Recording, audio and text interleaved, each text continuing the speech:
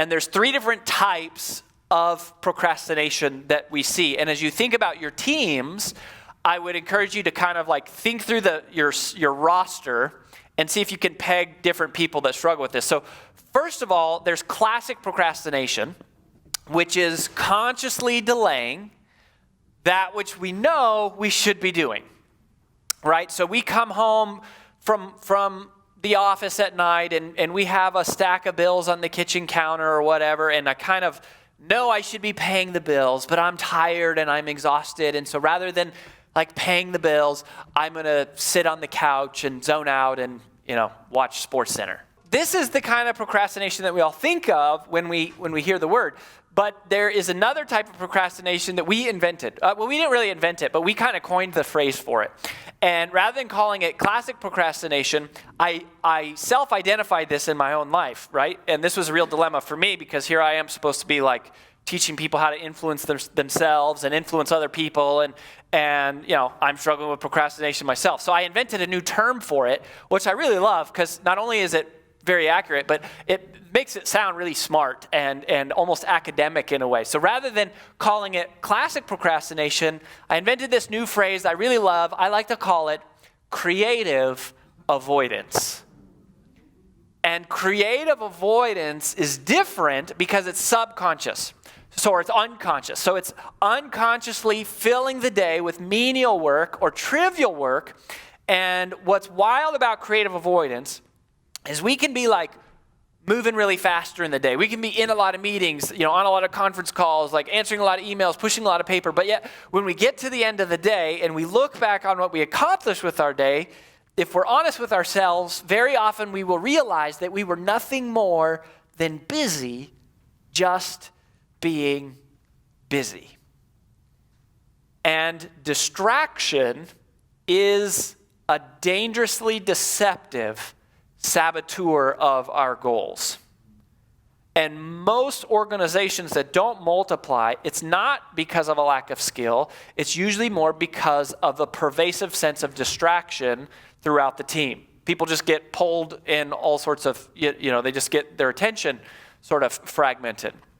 And then there is a third type of procrastination, which is the most interesting to me because this one affects probably all of you. It affects the people you wouldn't think to be procrastinators. It affects the chronic overachievers, the do-gooders, the leaders, the executives, the movers and shakers. And we call this priority dilution. And priority dilution, the reason it's so interesting is it has nothing to do with being lazy or apathetic or disengaged like the first two. Yet, it's the same net result, which is that at the end of the day, your most significant priorities, your most significant tasks are left incomplete. Not because you were lazy, but because we allowed our attention to shift to less important, but perhaps more urgent tasks, right? This person's life is characterized more not by distraction, but by interruption. And the word that we hear all the time is fires. They say I'm constantly like fighting fires. I'm putting out fires.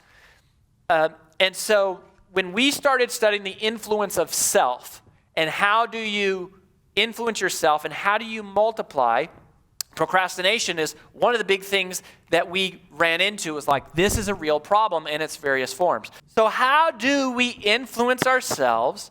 How do we influence our teams to multiply? That is a really important, I think, thing to study. And what we did in our second book was we identified a number of influencers in the top 1% of their profession or their industry, all different traits, and we went and we studied them.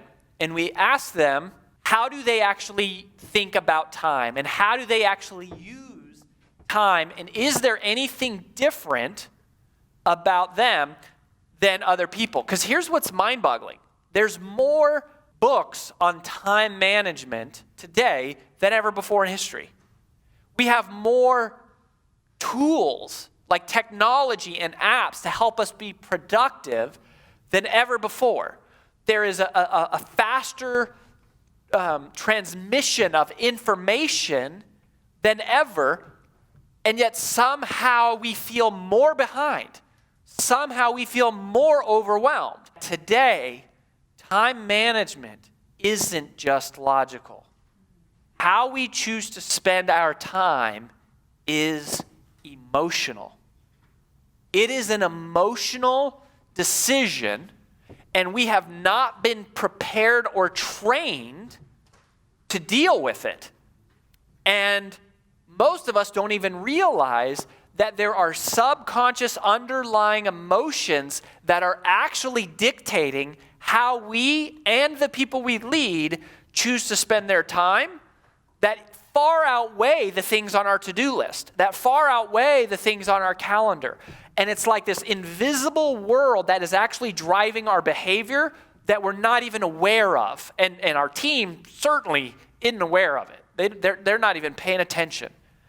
And so that was a big insight, was like, wow, nobody has been prepared emotionally for how to deal with time.